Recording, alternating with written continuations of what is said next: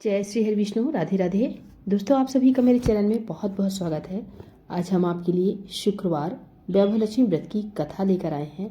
कथा पूरी सुनिएगा और अच्छी लगे तो प्लीज़ लाइक, चैनल को सब्सक्राइब जरूर कीजिएगा।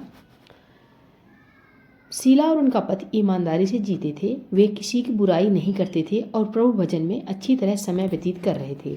शहर के लोग उनकी गृहस्थी की सराहना करते थे। शीला की गृहस्थी इसी तरह खुशी खुशी चल रही थी, पर शीला के पति के अगले जन्म के कर्म भोगने के बाकी रह गए थे।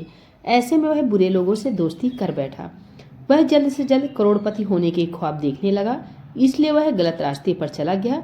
रास्ते पर भटकते भिखारी जैसे उसकी हालत हो गई थी। शहर में शराब, जुआ, रेस, चरस, गांजा वगैरह बंदियां फैली हुई थी। उसमें शीला का पति भी फंस गया। दोस्तों के साथ उसे भी शराब की आदत हो गई। जल्द से जल्द पैसे वाला बनने के लालच में दोस्तों के साथ जुआ भी खेलने लगा। इस तरह बचाई हुई धनराशि, पत्नी के गहने, सब कुछ रेस जुए में गंवा दिया था। एक वक्त ऐसा भी था कि वह सुशील पत्नी शीला के साथ मजे में रहता था और प्रभु भजन में सुख शांति से वक्त व्यतीत करता था। उसके बजाय घर में दरिद्रता और भुखमरी फैल गई। सुख से खाने की बजाय 2 वक्त भोजन के लाले पड़ गए और शीला को पति की गालियां खाने का वक्त आया था। शीला सुशील और संस्कारिक स्त्री थी। उसको पति के बर्ताव से बहुत दुख हुआ, किंतु वह भगवान पर भरोसा करके बड़ा दिल रखकर दुख सहने लगी। कहा जाता है कि सुख के पीछे दुख और दुख के पीछे सुख आता है, इसलिए दुख के बाद सुख आएगा। ऐसी श्रद्धा के साथ शीला प्रभु भक्ति में लीन रहने लगी।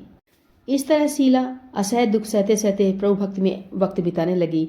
अचानक एक दिन दोपहर को उनके द्वार पर किसी ने दस्तक दी।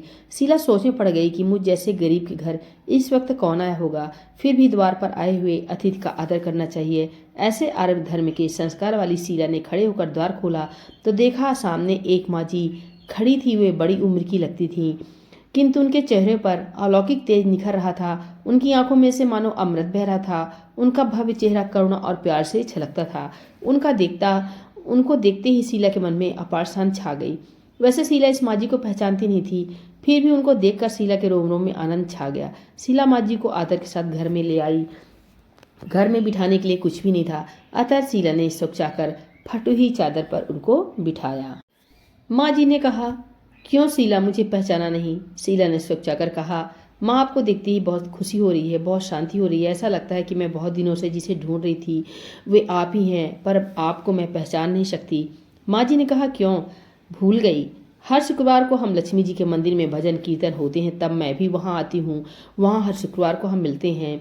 पति गलत रास्ते पर चढ़ गया, तब से शीला बहुत दुखी हो गई थी और दुखी मारी वह लक्ष्मी जी के मंदिर में भी नहीं जाती थी। बाहर के लोगों के साथ नजर मिलाने में भी उसे शर्म लगती थी। उसने याददाश्त पर जोर दिया, पर यह माँ जी याद नहीं आ रहे थे। तभी माँ जी ने कहा, तू लक्ष्मी जी के मंदिर में कितने मधुर भजन गाती थी, अभी अभी तू दिखाई नहीं देती थी, इसलिए मुझे हुआ कि तू क्यों नहीं आती है। कहीं बीमार तो नहीं हो गई? ऐसा सोचकर मैं तुमसे मिलने चली आई हूँ। माँ जी कहती प्रेम भरे शब्दों से शीला का हृदय पिघल गया। उसकी आंखों में आंसू आ गए। माँ जी के सामने वह बिलख बिलख कर रोने लगी। यह देखकर माँ जी शीला के नजदीक सर के और उसकी सिसकती पीठ पर प्यार भरा हाथ फिरकर सांत्वना देने लगी। माँ जी ने कहा, सुख और दुख तो धूप और छांव जैसे होते हैं। सुख के पीछे दुख आता है तो दुख के पीछे सुख भी आता है। धैर्य रखो बेटी, और तुझे क्या परेशानी है? तेरे दुख की बात मुझे सुना, तेरा मन भी हल्का हो जाएगा और तेरे दुख का कोई उपाय भी मिल जाएगा। माँ जी की बात सुन शीला के मन को शांति मिली। उसने माँ जी को कहा, माँ, मेरी गृहस्थी में भरपूर सुख और खुशियाँ थी। मेरे पति भी सुशील थे। भगवान की कृपा से पैसे की बात में भी हमें संतोष था। हम शांति से गृहस्थी चलाते ईश्वर भक्ति में अपना वक्त व्यतीत करते थे। यह कहकर हमारा भाग हमसे रूठ गया। मेरे पति को बुरी दोस्ती हो गई और बुरी दोस्ती की वजह से वे शराब, जुआ, रेस, चरस, गांजा वगैरह खराब आदतों के शिकार हो गए और उन्होंने सब कुछ गंवा दिया और हम रास्ते के भिखारी जैसे बन गए। यह सुनकर माँ जी ने कहा, सुख के पीछे दुख और दुख के पीछे सुख आता रहता है। ऐसा भी कहा जाता है कि कर्म की गति न्यारी होती है।